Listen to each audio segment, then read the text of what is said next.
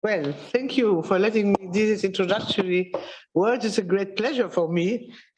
The history of Islamic calligraphy is not one of the topics about which many publications come out. And unfortunately, neither is it one of the topics normally included in Western academic curricula. And this is one reason or two reasons more to celebrate the publication of today, Yāqūt al-Musta'simī and the Practice of Naql in Islamic Calligraphy by Dr. Bora Keskiner. Bora is an authority on Islamic calligraphy. Although his work focuses on the Ottoman period, he likes to claim himself, and rightly so, in the Ottoman tradition or the late Islamic tradition of scholarship, which combined Arabic, Persian, and Turkish culture.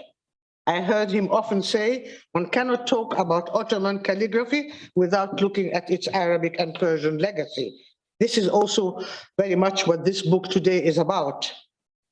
The first time I met Bora at a dinner party in Istanbul, I was astonished and impressed to see there a young man next to me, speaking of a Turkish young man, speak of his enthusiasm for Arabic poetry. I was, of course, delighted when sometime later he appeared in my office at SOAS with the intention to write his PhD under my supervision. And it was indeed an exciting experience for me to learn from his research. More than anyone in his field, Bora has spent years and tremendous efforts in digging deep in unexplored calligraphic works and albums in Turkish museum archives and libraries. For the PhD thesis, the result was a highly original portrait of Sultan Ahmad III as calligrapher and patron of calligraphy based on such excavated material. And I wish very much also to see this also as a publication. The book we are celebrating today documents the Naql or copying tradition of pre-modern Muslim calligraphers who used to learn the art by copying exactly the works of great masters. Turkish museums and libraries possess treasure troves of originals and facsimiles of the works of the legendary late Abbasid calligrapher Yāqūt al-Musta'simī, penned on scrolls by Timurid and Akkoyunlu calligraphers in the 15th century. These were used as calligraphic templates by later generations of Turkish calligraphers through the 20th century. From dispersed fragments of originals and copies of these scrolls that were eventually cut and pasted into Timurid, Safavid, and Ottoman albums, Bora reconstructs their original layout as it was designed by Yāqūt and his disciples, while he, at the same time, meticulously analyzes their calligraphic style and evolution. The copiously illustrated book we are celebrating today includes a detailed catalogue of these scrolls, which brings a treasure trove in the reader's hands. In the course of this reconstruction, Bora uncovers another fascinating aspect of this material, which is the content of these copied texts that largely consisted of Arabic poems of the pre-Islamic Jahiliyyah age. As he observes, this must have been quite an exotic material in the Persianate and Ottoman context of those who were copying it, but not exotic for Bora, whose knowledge of Arabic literature and his love of poetry allowed him to recognize these hidden pearls, which provide insight into the calligrapher's culture, as well as Yāqūt's time and his late Abbasid cultural environment. But he knows better, and he's going to say more about it.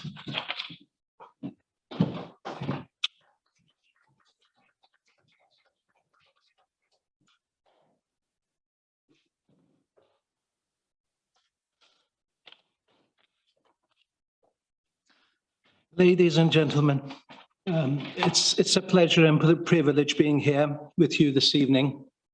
Thank you very much for coming. I would like to thank Professor Doris Abusey for her wonderful introduction and Alison Ochter for her kind invitation. I also would like to thank my brother Bora Keskiner for encouraging to write this book.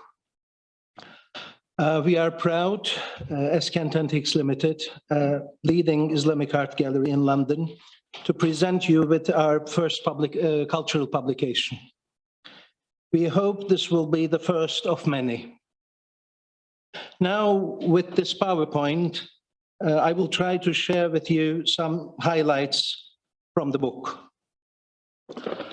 On the cover of the book, it's the first folio of the Yāqūt al-Arab from the Baysungur Mirza album in the Topkapı Palace Library. This is an extremely important album because it is the earliest surviving Persian album. And it opens with this very famous ode, which is called Yāqūt al-Arab, which means the L poem of the Arabs. And the reason it's called an L poem is because the rhyme of each line is the letter L. It's rhymed with the letter L, and that's why it's called the Lamia. If it was a Ra, it would have been a Ra'iya, and so on. So the reason this is on the cover is because this is where all began. This is where I first realized that this text was being copied, and it was copied by Yāqūt, it was copied by his famous 6 students, some of them at least, and then it was copied by the second generation students, and then by late Ilkhanid, and then Jalayrid, and then Timurid students. And Timurids are absolutely mad about Yāqūt's calligraphies, and they made incredibly beautiful, precise facsimiles of these calligraphies.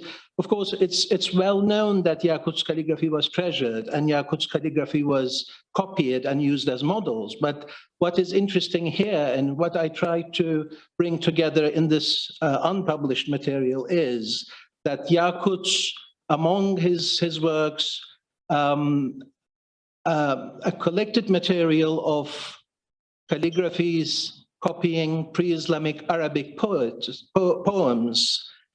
plays a very important role. So in Islamic calligraphy, Naql is the practice of making facsimiles of old masters' works. And in Western art, Romans identically copied ancient Greek sculptures, and Baroque painters copied Renaissance masters. For instance, here we have a Roman copy of an ancient Greek centaur, and then an 18th century copy of the Roman copy.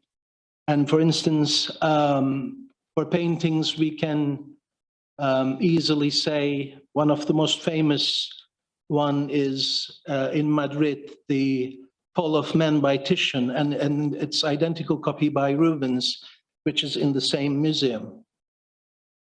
Here we have calligraphy by Sheikh Hamdullah, the famous Ottoman calligrapher, court calligrapher, who was responsible for inventing the Ottoman style in Naskh script.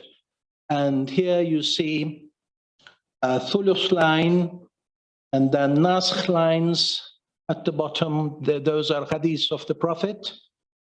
And now, keeping this in mind, we have another Qita here, a calligraphy by early 18th century calligrapher Mehmed Shehri. And then when we compare these two, we see that Mehmed Shehri on the right, Mehmed Shehri on the right made a facsimile of Sheikh Hamdullah's calligraphy. Now, this act of the practice of Naql wasn't only meticulously copying letters of an old master, inscriptions of an old master, as good as possible. It was more than that. It was part of a mystic adventure. It was part of the Sufi tradition and education. And in the Sufi tradition, in the zawiyas, in the takkas and the dervish lodges, there are these ways of copying the master's manners. And many sources relate to the practice of Naql as a reflection of that tradition in calligraphy. Now here, this is a very wonderful example.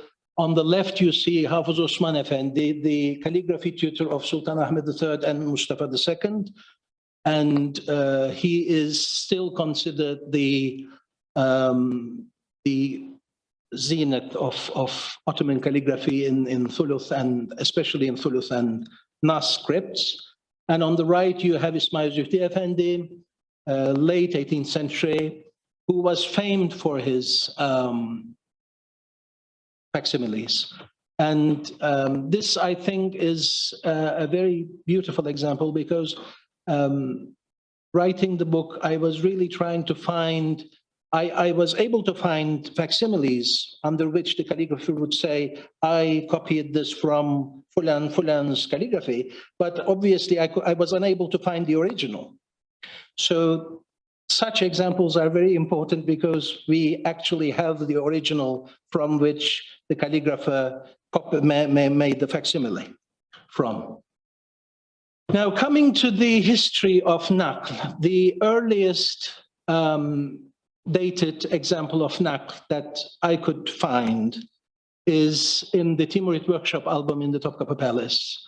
And it is a facsimile of an original by Ahmad ibn Suhrawardi, a student of Yāqūt al-Musta'simī. As you see, even a random earliest dated example, which has nothing to do with the tradition of copying Arabic poets, here is somehow linked to Yāqūt.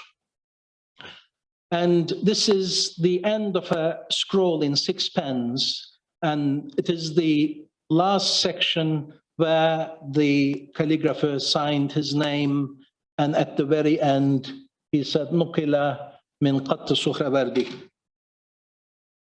Here, this is the earliest Timurid example, again from the Timurid workshop album. This is a facsimile of an original by Abdullah al-Sayrafi,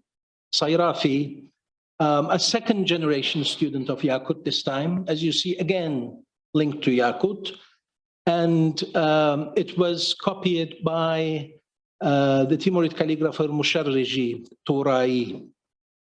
Again, it's the end of a scroll in 6 pens, the last section in Reqa script with the signature at the very end. This is one of the, these two are one of those pieces I am excited about, because when I was working on the calligraphy album of Bahram Mirza, the calligraphy on the left I was looking at, which is written by Muhammad Bangir, the Jalayirite calligrapher. And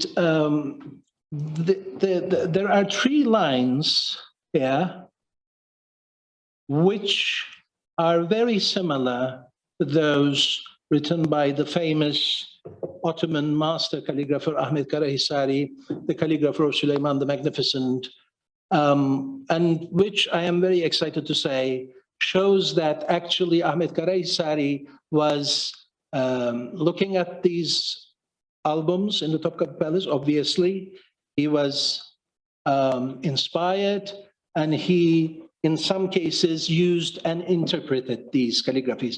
So here, this isn't an exact copy. This isn't Naql, but this is, in a very interesting way, using and reinterpreting a calligraphic design. So what we see here is these joint letters, one after the other, with the tas and the has, and then the sats and kaf and sat again. The rhythm that is created here by the Jalayirite calligrapher was taken by Ahmed Karahisari, and he reinterpreted the joinings of the letters by writing them in black and gold, in soothing ink and gold. He even kept these minuscule, sort of very small letters and repeated them here, changing their position. And it's the same, exactly the same text he copied. And it is, I think, very interesting to see how, in the context of Naql, Ahmed Karahisari was inspired by the Persian albums in the Topkapı Palace, the Saray albums, and in this case, by a Jalayirite calligrapher. This is a very colorful and cheerful example from Qajar, Iran. And this one is signed by Ali Asghar al-Arsanjani, al-Shirazi, and dated here. And here we see it's a facsimile of an original by Ahmad al-Tabrizi, the famous late Safavid master.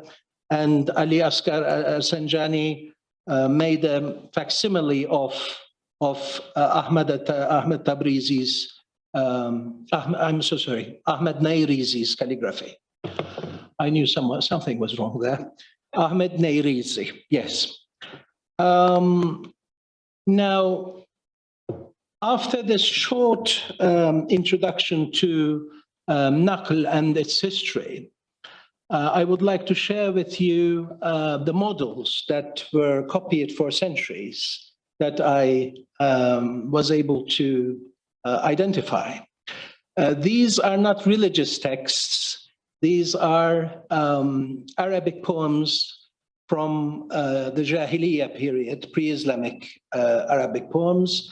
And it is really very exciting, I think, to see how these pre-Islamic Arabic poems, although they were very famous in the Arabic-speaking world and were read and continued to be read and loved, but especially in the Ottoman world and the Persian world, they were copied for generations. And probably there was something more than just sheer appreciation of poetry. We shall come to that. Now here, this is from the Lamiyat al-Arab, the ode on the cover of the book, which was written by Shamfara al-Azdi from the tribe of Azd, a very famous Arab tribe. And Shamfara al-Azdi's Lamiyat was one of these pre-Islamic poems that was copied down to the 19th century, early 20th century.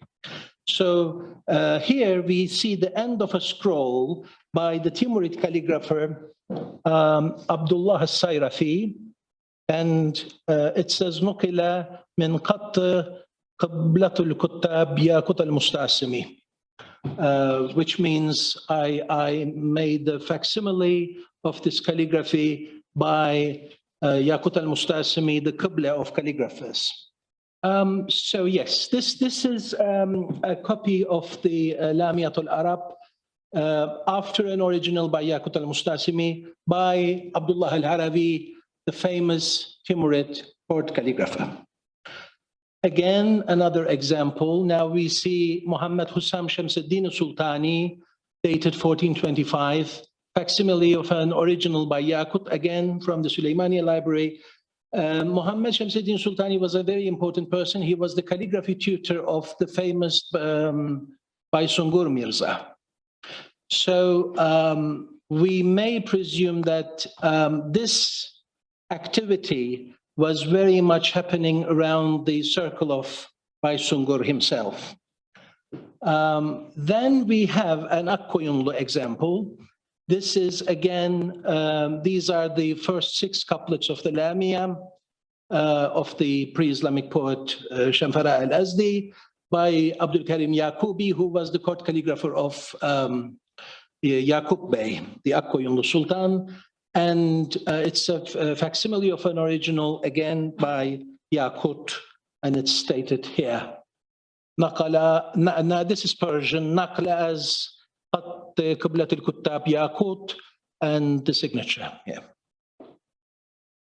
And then this is an Ottoman example by Dervish Ali the Elder, 17th century. But by the 17th and late 17th century onwards, we see that the relation between the model and its origins is beginning to break.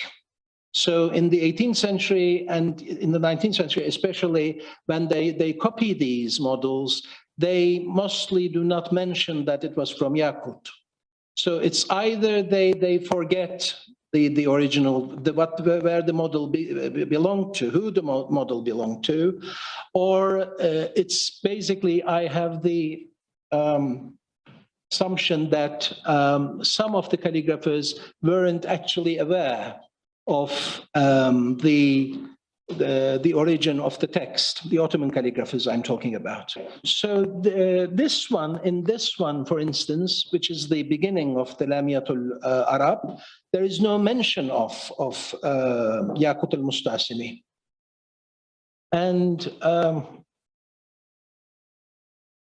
And here, now this is, I think, one of the most interesting and funny examples. This one is dated 1891.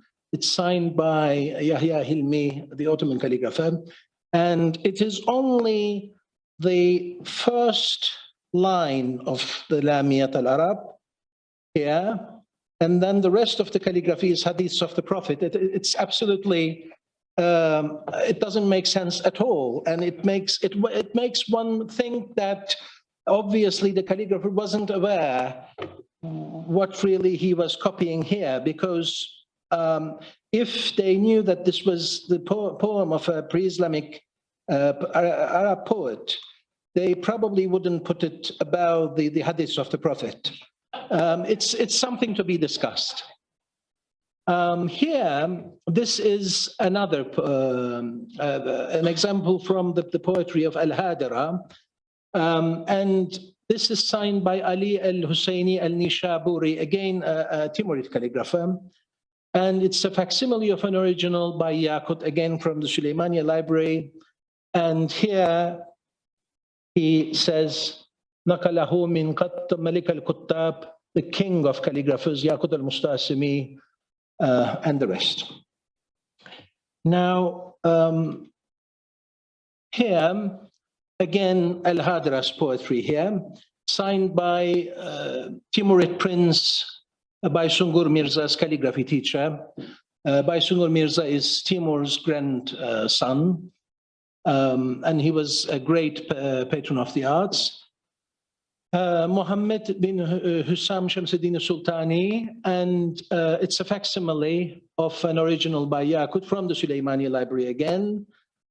And it is here where he says, Muhammad bin Hussam al-Mashhur bi Shamsuddin Sultani. And here he says, نقل من كتابة قبلة الكتاب ياقوت المستعصمي. Yāqūt في بلدة Herat, sorry. In Herat, was copied in Herat. And then we have another, the fourth pre-Islamic Arab poet, Yāqūt. And this poem is again by Sungur Mirza's calligraphy teacher, Muhammad bin Hussam, and it's again a facsimile of an original by Yāqūt al-Musta'simī from the Sulaymaniya library. And interestingly, as you can see here, it bears the seal of Sultan Bayezid II, which tells us a lot about this bibliophile sultan and how he was collecting these important bits of Timurid calligraphy and Akkuyunlu calligraphy, which have made their ways to the Topkapı Palace and made the wonderful collections we see in the libraries of Istanbul today. I think this is all about it. Thank you very much for your kind attention. Thank you. If you have any questions, I will be delighted to. Yes. Bora, thank you very much for a very interesting lecture. I have, in fact, the first one, talking about lamia. Yes. I understood from you that the lamb is the end of each one. Yes. I tried to spot the lamb in all the examples. I couldn't find. I will show them. Oh, I will show you all of them. They are there. I have counted them all. The second question is the slanting, this fashion, slanting lines. Yes. When did it appear? When was the first? You mean the mursal? They are called mursal in Arabic. The stroke going down. Yes. Effectively, it's remarkable that in many of the manuscripts you see these. Yeah. Do you mean like this here? Like this, and many others. So. Yes. When did it appear? Well, the proportion scripts appear in the 10th, 11th centuries, and then they are perfected by Yāqūt al-Musta'simī, who passed away in 1298.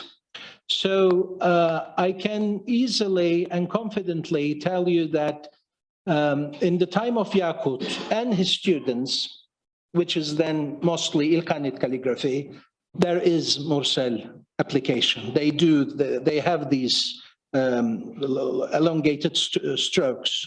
They have it.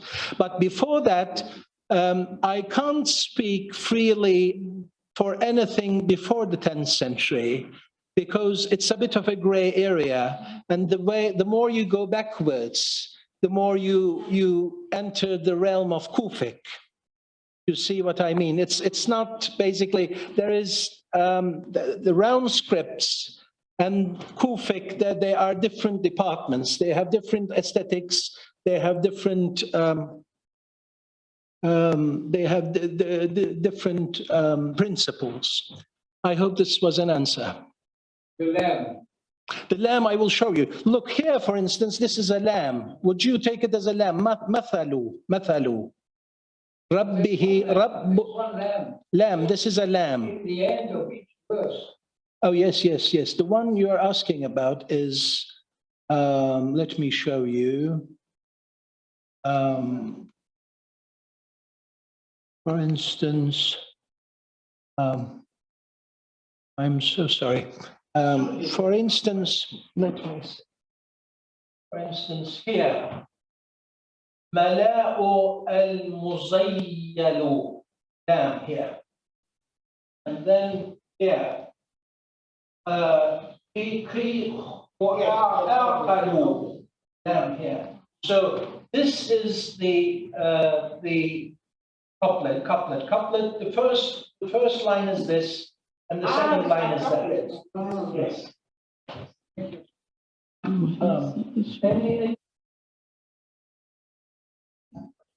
Please. When you talk about the space, practically and the exact of the copy, did you use transparent paper first to copy and then write it properly? Do we know anything about the technique? Do you use special technique to have the exact copy? Yes. What I have observed from the different libraries and what I could call some of the pieces of practiced calligraphy bits and pieces on paper. From most of those, believe me or not, I saw in auctions, because they were auctioned after the demise of a calligrapher who had his teachers and their teachers' practice notes and things, which are very, very useful for learning, because you see that that's all unfinished and practice and exercise, and you see what was done to copy and to take stencils and make, I wouldn't like to say copy, but make facsimiles of calligraphies and different compositions.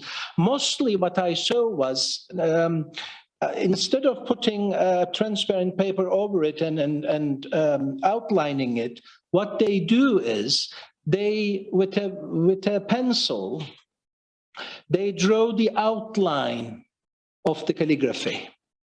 They draw it. And it's very interesting. I asked this to Uğur Derman, and Uğur Derman told me, Halim Özyazıcı, for instance, one of the last important Ottoman-born calligraphers in Istanbul, and he said, I saw Halim Özyazıcı looking at a monumental inscription he wanted to copy. He would put his pencil on the paper and draw the calligraphy in outline, and then apply it later with his reed pen and soothing, of course. But it wasn't, I don't think it was done by using a transparent sort of paper. Yes, I also have seen many copies of and facsimiles of monumental calligraphies which were done by the Terbiye, Petit Carreau. That's common. That's well known. I hope that's an answer. Yes. I just wonder if you could say something on why they were so, this continuation of copying poetry from the Jahiliyyah. I mean, it's just very interesting that it's copied over and over again over many centuries. Yes, what a relevant question. Thank you very much. Why? This is the reason why I decided to write this book. Because why on earth would generations of calligraphers from Yāqūt, then his students, then Ilkhanid masters, then Celalids, then Timurids and Akkoyunlus, then Ottomans and Mughals. I didn't show you many of the other examples.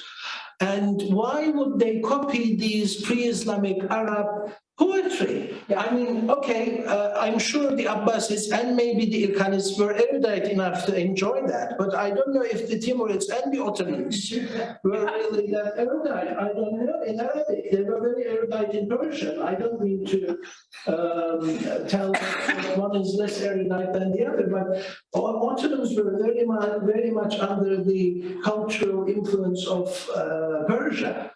And the Timurids, they looked up to the Timurids even in many departments. So it is fascinating to me to see, for instance, this example here, which is this one. In late 19th century, an Ottoman calligrapher is copying the first line of an Arab poet who lived in the 6th century. How could you explain this? My humble explanation to this is it has nothing to do with the context of the poem. It has everything to do with Yāqūt, because these texts, these poems were copied by Yāqūt, and they were used as models for copying and making facsimiles throughout generations down to the late 19th century. Why was Yāqūt interested in it? Now, I tried to answer that question. I really did. Classical? Yes. It's classical literature, and it never really came to an end. It was always classical great literature in the time of Yāqūt as well, and even beyond. Even beyond. Even beyond. These were models. Yes, exactly. The tradition never died now. No. But models for content? No, for poetry. For the poetic content? For the poetry, it was always considered to be a kind of ideal. I mean, I learned it at school, so it continues to the present day. And well, it does exactly the kind of thing one would wish to know, but I mean, you know, so presumably other calligraphers before Yāqūt were also. yes, right. Probably. Okay. Most probably. I mean, Doris would know better, because, I mean, I'm sure what I know is it is one of the benefits of being a student of Doris. For instance, poetry she would recite by heart, for instance, when you ask, which century was the Qurtubi calligrapher from? The Kufic the one you had written, the poem in gold Kufic that But this is my modern interpretation to put this poem. The poet, okay, the poet was 12th century. you see? Yes. You see, so when it comes to Arabic poetry, 10th century, 8th century, 6th century is not that old. It's very interesting. It's not that it's necessarily so old, but because it is Jahiliyyah, excuse me, people who, as ignorant as I, don't, and who did not learn this as So Jahiliyyah, when it comes to literature, yes, that's what I mean. it's okay. Oh, that's When it okay. comes to literature, it is okay. And it's so much okay that actually, let me show you something. This Yāqūt calligrapher who is working for the Sultan, Yaqub Bey, is putting the basmala on the poem. Yeah. قال شنفرة الأزدي, so said Shamfara al-Azdi, أقيموا بني الأم صدور مطايقهم. This is the poem, and here you have the Bismillah. How do you explain that? It's perhaps what one did. Excuse me. Perhaps it's what one did in the 15th century. Yes. You were Muslim, but you were aware of. No, absolutely. Religion did not manage to make this poetry taboo or anything else because it was so sacred in its own way, and it continued. I mean, today, in the whole Arab world, we read at school the same poems of Jahiliyyah. This is not so well known among some of Yeah, us. it's interesting. So thank to hear you. this from you. Yeah. For me to Normal. Okay. May I add something? It's very interesting. Yāqūt's calligraphy and anything he copied religiously, Qurans and Hadith of the Prophet, I understand that it is used as a model, it is passed down generations. That's understandable. The reason bells were ringing in my head was, what on earth was this? And then, of course, Doris explaining that this was normal and expected of Abbasid seigneur was expected to know Shu'ara Jahiliyyah. So, yes. Yes, buyurun. I have a question that relates your scholarship, formidable scholarship in this book, with your profession, you and your brother's profession. Because in the world of connoisseurship, I know this far from to the extent that you do, about the number of imitations of things that are not signed, that are signed as if they are real. So I'm thinking also of East Asian traditions in which your expertise as an artist in China, Japan, Korea, other places is not to be original, but to copy something in such a close manner that it shows how good you are and how much you understand it. So in your profession, your family profession, your family firm, when you look at calligraphies come onto the market, and they say, this was copied by, this is the work of Sheikh Hamdullah. And it's so exact a copy. How do you know? The secret of trade. Yeah, it's a Because it's similar to the East Asian traditions in the Ottoman world, and I dare say in the Safavid and Qajar and Mughal world, to make these imitations that are not, they're so close. And then there are people probably still today who are trying to pass off onto the market how many, and also in the day of Yāqūt al-Musta'simī as well, there are so many. No, definitely, there are many Timorese. So a question that I ask you to unite these two worlds that work together with the marketplace and your expertise. Yes, thank you. There is one thing for certain, which is if you have an eye and if you have knowledge and if you have expertise, you understand. It comes to you. It's a matter of, it's the same with old masters. It's the same with old master paintings. If you... No, but I mean, I understand this answer. That's the answer that I was perhaps expecting from you. Yes. Paper ink, things like this? Do you look at that as well? Definitely, of course we do. Yeah. Of course we do. And we have to check if we have any doubt with trusted scholars and experts and share our opinions and discuss about certain things. Definitely. We do carbon testing also because of Exactly. technology. Now we can, as you know, I'm sure, like we do, we can Even test the old ink, we can bastards do test that. paper. Yes, yes. Thank you. Yes, exactly. It actually helps a lot to identify the fakes and the fakes. Or, you know, but are they fakes, you know? Is it, or is it just Well, the fakes and the copies as well. flattery, you know? That also is very helpful. Carbon testing, exactly. Exactly. Thank you very much. Anything else? Any other questions? I'm wondering about the one which had the different coloured inks. But was it Qajar? Yes. Yes. And what was that black paper or what? Yes, was that black. paper? So black. Was it It is- painted or? It is in the Khalili collection, that one. Right, okay, It is on black background with colored ink. okay, Yeah. all right. Yeah. And is the paper painted or? I'm not too sure. Okay, I just I wondered. would like to Ask receive you. Naql. Yeah. Questions. For your questions over there, how do we know the first question? There we go. How do we know? Well, it was been days to answer these questions. How do we know that the original was really by Yāqūt? There are several styles, for The original example. was really by Yāqūt. There are several styles, for example. Aleph ligature. Richard, yeah. Well, the first thing I would like to say and clarify is I personally would not really say that a calligraphy is definitely by Yāqūt al-Musta'simī.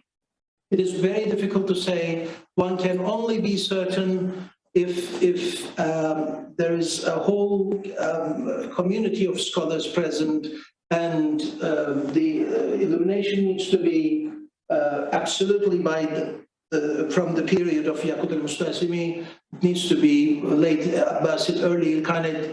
And there are such pieces which scholars think that are unquestionably by Yāqūt al-Musta'simī, such as some Qur'ans from the Bibliothèque Nationale in Paris and the Topkapi Palace. But of course, here, the examples I am discussing here are copies, they are facsimiles of Yāqūt's calligraphies. So I don't understand how, I mean, how do we know that the original was really Yāqūt? We can't. We have facsimile of a calligraphy, which says underneath that it was copied after an original by Yāqūt. So seeing that calligraphy by this Timurid, Akoyunlu, Ottoman, Mughal calligrapher, we presume that it was copied after an original by Yāqūt. And since we can't see, we have no way of seeing the original that calligraphy was copied from, I don't think there is any way we can know if the original of the facsimile was by Yāqūt or not. I hope that's an answer. If you have any questions, please. Can you enlighten us a little about the Yāqūt al-Musta'simī's life? He was the Musta'simī. Yāqūt al-Musta'simī was an extremely colorful person. He was a master calligrapher. He was working with the Abbasid court librarian Ibn Fuati, and historian, of course, Ibn Fuati, in the library of the famous Musa Sariya near the Marjaniya in Baghdad, and after the sack of Baghdad in the Ilkhanid, under the Ilkhanid patrons. He also taught the Juwayni brothers, the Ilkhanid aristocracy, and he was always very much revered by the princes, the Ilkhanid princes, and it is very famous, a story which I like, so I would like to share it with you. It's said that during the sack of Baghdad, by the Mughals in that tremendous event when everything was burning and crumbling down. Yāqūt climbed to the top of a minaret, and he kept, so they say, exercising. And there are even some miniatures of miniatures showing Yāqūt up a minaret. You may have seen one of those. Have you? I don't think I know it. No, it's very, I mean, you can't miss it when you see up a minaret, an elderly man practicing calligraphy. That's Yāqūt. So the reason I think he has become so important in the history of calligraphy is because, mostly because of the Timurids, because I think, especially during the days of Baysungur Mirza, there was this fashion. And Baysungur himself, he created that calligraphic fashion. He created that taste. He created that appreciation for early masters, for the slightly earlier Jalayirids and the earlier Ilkhanids, and they reused elements from the arts of the books, from Jalayirid and Ilkhanid masters. And in this sense, calligraphy-wise, Yāqūt al-Musta'simī was the primary reference of the Timurids. So my humble interpretation is the Ottomans looked up to the Timurids, the Shaybanids in the north, the Mughals in the south. They all somehow were impressed by the Timurid legacy. And since the Timurids declared Yāqūt al-Musta'simī the great and unsurpassable, who were they to disagree? That this is my interpretation. You'll have to scroll down. Yes. Wasn't he also a poet, Yāqūt? Thank you very much. What is the oldest example of Naql you have? Yes, that is this one here, which, oh no, because we can't see it now. It's the Muzaffarid example, which is a calligraphy in the Timurid workshop album in the Topkapı Palace Library, which is the end of a scroll in 6 pens, and which is signed by Al-Yazdi, the calligrapher Al-Yazdi, who says he was making a facsimile of a calligraphy by Ahmad ibn Suhrawardi, one of Yāqūt al-Musta'simī's students. And that's the earliest example, dated example of Naql I have been able to find. What do you think about the Baysunguri Quran in the hand of Shams? Yes. That is a wonderful example. And actually, whatever I have seen by Shamsuddin Sultani, Muhammad Hussam, is extremely refined. And it's obvious that there were some very talented and great masters of calligraphy around Baysungur Mirza. So Hussam, Shamsuddin Sultani was his calligraphy teacher. Then you have Jafar Baysunguri, who was his librarian.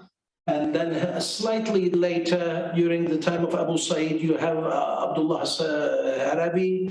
And these are really extraordinary masters of Islamic calligraphy.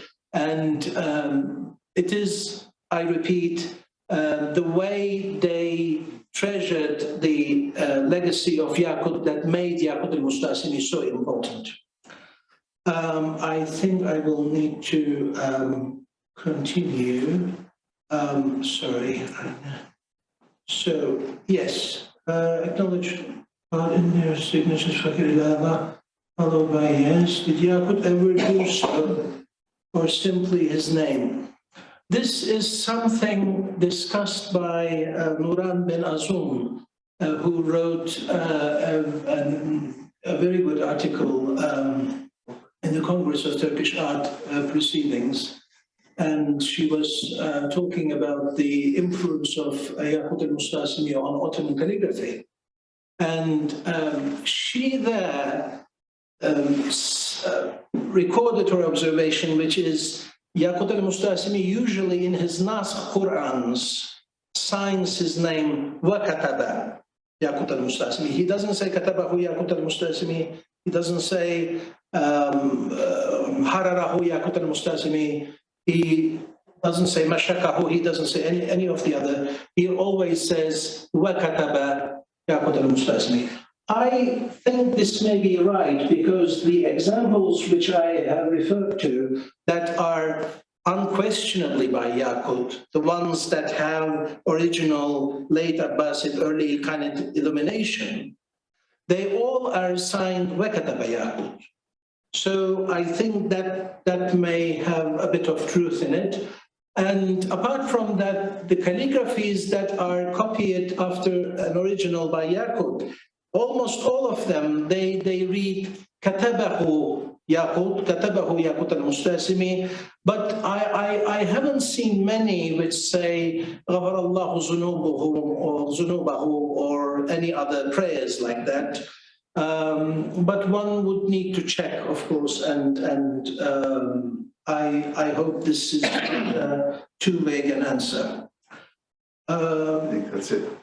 Is this all? That's it. Yes. Yeah. Oh. Thank you very much for your patience. One last question.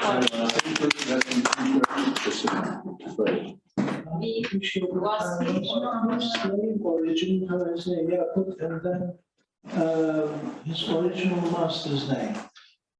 Yāqūt is the name of a slave. There is no doubt about it, because slaves were named in precious stones, marjan, coral, Yāqūt, ruby, zabarjat, and so forth. So Yāqūt, and Yāqūt al-Musta'simī, how obvious, the ruby of Yāqūt, obviously. But Ottoman chroniclers, Ottoman calligraphy historians, they linked his background to Anatolia.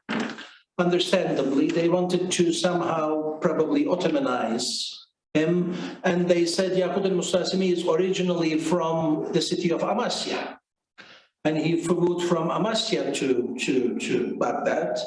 I wouldn't know about that, and even thinking of the age Yāqūt lived in, God knows what Amasya was like.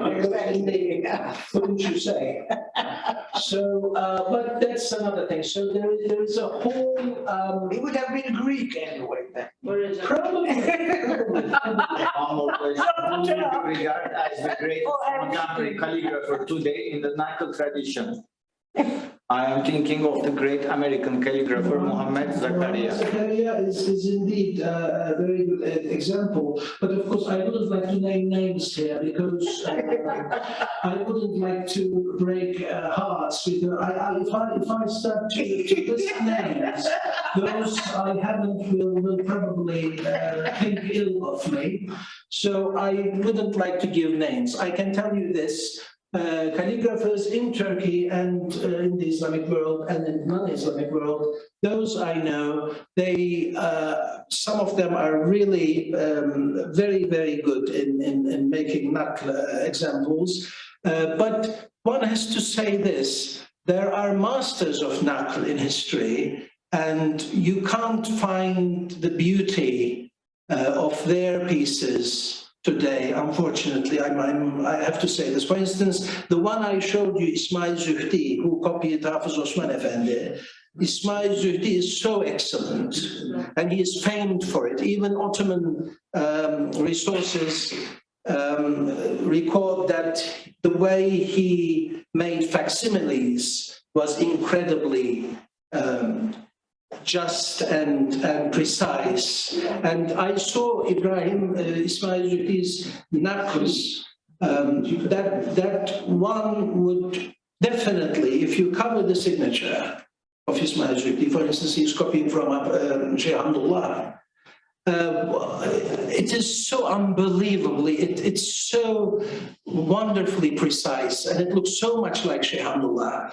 I think if you would like me to give a name, I would say one should look at the works of Ismail Zuhdi. That would be my answer. Shiva has a question. Excuse me, can I ask a question, please? Of course. Thank you so much for this brilliant presentation, and I'm just looking forward to see your work. And to mention something that, yes, it was really big at Baysungar's court, and we have a document in Tehran saying that Jafar and Shams had a fight actually once, and that was really terrible between the two, because there were pieces that Shams was saying that he had written, and Jafar was swearing that they were done by Yāqūt himself. And Baysungar was believing Shams, of course, and saying Jafar was lying. If you want, I can send that to you. And then the second thing that I wanted to ask you is that there is this document, Arz-e-Dasht, from Baysungar's court. And in that, there is something that Shams was doing some naql or copying from Yāqūt's work, which was probably about the instructions of calligraphy. And that is something that I could not place it, and I have not found it among all those manuscripts that were mentioned in that Arz-e-Dasht.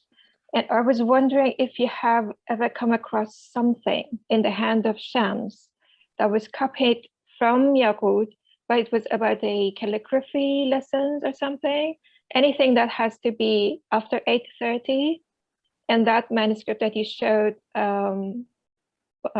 by Shams with Hadra and the Arabic poetry is 829. It is a year before, but it must be something like that. But I would just like to ask you to please, if you found something like that, may you share it with me?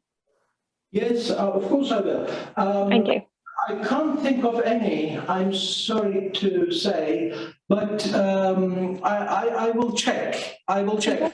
If I'm not mistaken, whatever I found by Shamsuddin Sultani, Baysungar's teacher, I may have used in this PowerPoint. So Sure. I don't think I have anything else apart from the pieces you have seen. There will be just the Quran. Sorry? There will just be the Quran by Shams in TM. In the TM, do you mean It's a Turkish Islam auxiliary. Yes. That is a wonderful example, but I was unable to include it in the PowerPoint. That was a great presentation. Thank you so much. No, my pleasure. Thank you. I think we need to remember why we're here today, and that is for your book. All right. So perhaps you could show everybody. Yes, exactly. Your book. Yes, thank you. All Thank right. you. Here is the book. And how is it able to copy? At the moment, it's being sold at 30% discount. Yes, it is, yes, 30% discount. So I'm sure you will make use of that. So if they would like a copy. Yes, I will be very happy to sign. Yes, but also if people on the chat, they can contact us. Yes. They can contact us for the Royal Asiatic Society. Yes. And we will facilitate it. Yes, thank you very much. Thank you very much.